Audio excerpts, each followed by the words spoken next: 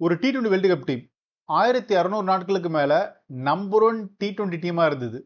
Asia cup champion 12 bilateral சீரிஸை கண்டினியூஸா ஜெயிச்சாங்க. ஆனா வெறும் ஒரே வாரத்துக்குள்ள டோட்டலா எல்லாமே காலி ஆயிடுச்சு. அயர்லாந்துக்கு எதிரான ஒரு தோல்வி, இங்கிலாந்துக்கு எதிரான இன்னொரு தோல்வி. கான்சிக்யூட்டிவா 2 சீரீஸை இந்தியன் டீம் இப்ப தோத்துருக்காங்க. சரி, இந்த தோல்வி ஒரு சாதாரணமான தோல்வியானா கண்டிப்பா கிடையாது. இது பிளேயர்ஸுடைய ஃபார்ம் அவுட் காரணமா, கோச் பிரச்சனையா, கேப்டன்சி பிரச்சனையா, டீம் மேனேஜ்மெண்ட் பிரச்சனையா அப்படின்னு பல கேள்விகள் நமக்குள்ள இருக்கு. அதை பத்தி தான் அலசி ஆராய போறோம்.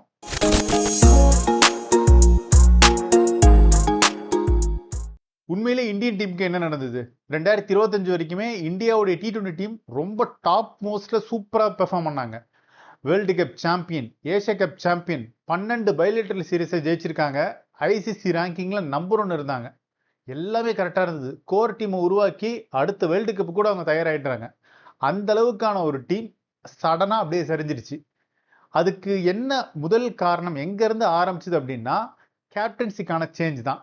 ஃபர்ஸ்ட் சூரியகுமார் யாதவ் போன வேர்ல்டு கப் வின்னிங் கேப்டனா வேற இருந்திருக்காரு. அப்படி இருந்தும் கூட இப்போ ஸ்ரேயாஸ்க்கு கேப்டன் பதவி கொடுத்துருக்காங்க.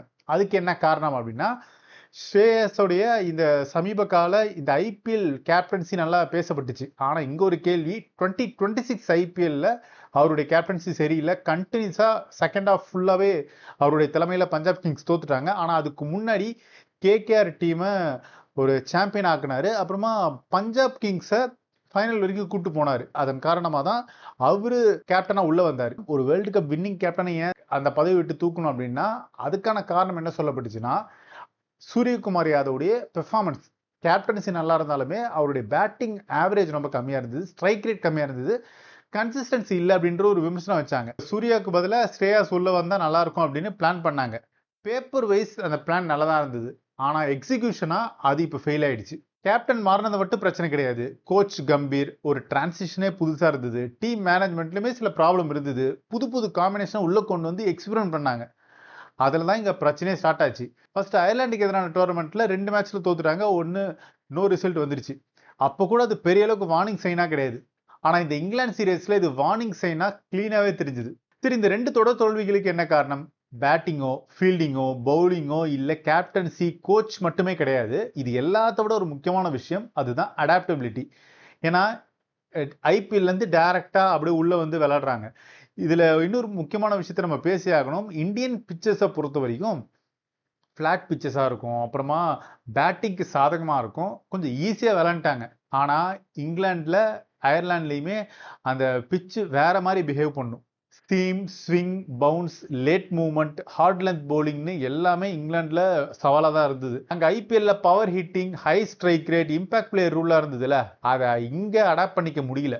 ஐபிஎல்ல வேலை செஞ்ச அப்ரோச் இங்கிலாந்துலயும் அயர்லாண்ட்லயும் ஒர்க் அவுட் ஆகல. பல பேர் ஸ்விங் பாலுக்கு அவுட் ஆறாங்க, ஷார்ட் பால்லே சில பேர் அவுட் ஆயிடுறாங்க, பவுன்ஸை சமாளிக்க முடியல. உடனே நீங்க கேட்கலாம், இந்தியன் டீமுக்கு டேலண்ட் இல்லையா அப்படின்னு. அப்படிலாம் கிடையாது, நல்ல டேலண்ட் இருக்கு. ஆனா இங்கிலாந்து பிச்சுக்கு இந்த டைம்ல அவங்களால எப்படி அடாப்ட் பண்ணிக்க முடியல அப்படின்றதான் கேள்வியா இருக்கு. சரி, அடுத்ததா கேப்டன்சி பத்தி பேசுவோம். எல்லோருமே ஸ்ரேயாஸை மட்டுமே குறை சொல்றாங்க. டாஸ் ஜெயிக்கிறது கேப்டன்சி கிடையாது, கிரைசிஸ் மேனேஜ்மெண்ட் தான் முக்கியமான ஒரு பார்ட் பிளே பண்ணுது. அதனால ஒரு 6 மாசம் டைம் கொடுத்து பார்ப்போமே, அதுக்கப்புறமா நம்ம விமர்சனம் பண்ணலாம் அப்படின்னு நீங்க சொல்றீங்களா? எங்கேயோ லிங்க் ஆகுதுல்ல, சரி விடுங்க, அந்த டாபிக் உள்ள போக தேவையில்ல. விஷயம் என்னன்னா, டீம் ரெஸ்பான்ஸ் பெரிய அளவுக்கு இல்லை. பவுலிங் ரொட்டேஷன், முக்கியமான டைம்ல மொமெண்டம் பிரேக் பண்றது, இதெல்லாம் தேவைப்படுது.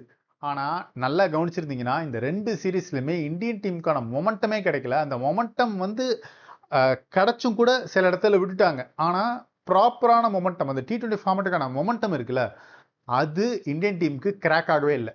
இப்ப இங்கிலாந்து சீரீஸ்ல கூட தொடர்ந்து அவங்க தான் கண்ட்ரோல்ல இருந்தாங்க. அதனால நாம வெறும் கேப்டனை மட்டுமே குறை சொல்ல முடியாது. இதுல vice captain, team management, coach, மொத்த டீம் மேலதான் நம்ம குறை சொல்லி ஆகணும். அடுத்தது ஒரு கேள்வி இருக்கு, ஐபிஎல் மாடல் இந்தியன் டீமை பாதிக்குதான்னா ஓரளவுக்கு பாதிக்குது. சில இடத்துல அது ஒர்க் அவுட் ஆகுது. ஐபிஎல் அப்படின்றது ஒரு கிரேட்டஸ்ட் லீக், அதுல சந்தேகமே கிடையாது. பிக் பேஷ் லீக் ஒரு பக்கம் போயிட்டு இருக்கு, இன்னொரு பக்கம் கெரிபியன் பிரீமியர் லீக்னு எல்லா நாடுகளுமே இந்த லீகை ஸ்டார்ட் பண்ணிட்டாங்க. அதை தாண்டியும் கூட சர்வைவல் மோட்ல பெரிய அளவுக்கு அவங்க போட்டி போட்டே வந்துட்டு இருக்காங்க. ஐபிஎல் நல்லாவே பண்றாங்க, அதுல சந்தேகம் கிடையாது. ஆனா ஐபிஎல் மட்டுமே கிரிக்கெட் கிடையாது இல்ல, இங்க கேமே, இங்க கண்டிஷனே வேற இல்ல. இந்த ஐபிஎல் ஸ்கில் செட்னு இருக்குல்ல, அது இன்டர்நேஷனல் ஸ்கில்லோட ஒத்து போகிறது கிடையாது. அதுதான் நிதர்சன உண்மை. ஏன்னா IPL impact player, flat pitch, small boundaries, high scores. ஆனா இன்டர்நேஷனல் கிரிக்கெட்ல high pressure, long tour, changing கண்டிஷன்ஸ்லாம் இருக்கு. இங்கே மிஸ் மேட்ச் ஆகுது. அதனால இந்த 2 சீரீஸோட தோல்வி மூலமா ஒரு விஷயம் கன்ஃபார்மா தெரியுது. ஐபிஎல் ஸ்கில் செட் மட்டுமே இன்டர்நேஷனல் ஃபார்மட்டுக்கு செட் ஆகாது. இன்டர்நேஷனல் ஃபார்மட்டுக்குனே தனியான ஒரு ஸ்கில் செட் வேணும் அப்படின்றது ப்ரூவ் ஆயிருக்கு. அடுத்ததா கௌதம் கம்பீர் பத்தி பேசுவோம். அவர் கோச் ஆனதுக்கு அப்புறமா நிறைய டோர்னமெண்ட் நம்ம ஜெயிச்சோம். ஆனா அது மீறி சில அன்வான்ட் ரெக்கார்ட்ஸும் இவர் தலைமையில தான் நடந்திருக்கு. அதுக்கு ஒரு உதாரணம், சமீபத்தில் இங்கிலாந்து மற்றும் அயர்லாந்துக்கு எதிரான T20 சீரீஸ்க்கான ஒயிட் வாஷ். 1600 நாட்களா இருந்த நம்பர் 1 ரேங்கிங் இப்ப இழந்துட்டாங்க.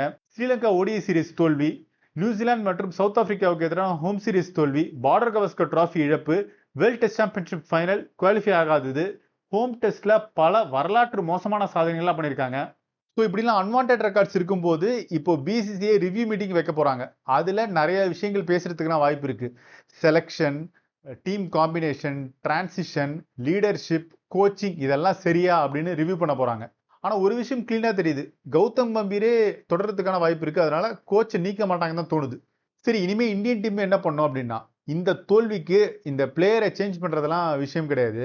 சிஸ்டம் சரியில்லை, அதை மாற்றணும். முதல்ல இந்த ஓவர்சீஸ் ப்ரிப்பரேஷனை அதிகரிக்கணும். சேனா நாடுகள்னு சொல்லப்படுற south Africa, England, New Zealand, Australia இங்கெல்லாம் அதிகமான மேட்சஸ் விளையாடணும். அடுத்ததா டெக்னிக்கல் பேஸ் செலெக்ஷன் கொடுத்தாகணும். ஐபிஎல் உடைய ஸ்ட்ரைக் ரேட்டை மட்டுமே பார்த்து இன்டர்நேஷனல் டூருக்கு அனுப்பக்கூடாது. மூணாவது வருது லீடர்ஷிப்புக்கு டைம் கொடுக்கணும். 2 சீரீஸ் தோத்ததுக்கு அப்புறமா கேப்டனை சேஞ்ச் பண்ணு அப்படின்லாம் பண்ணவே கூடாது.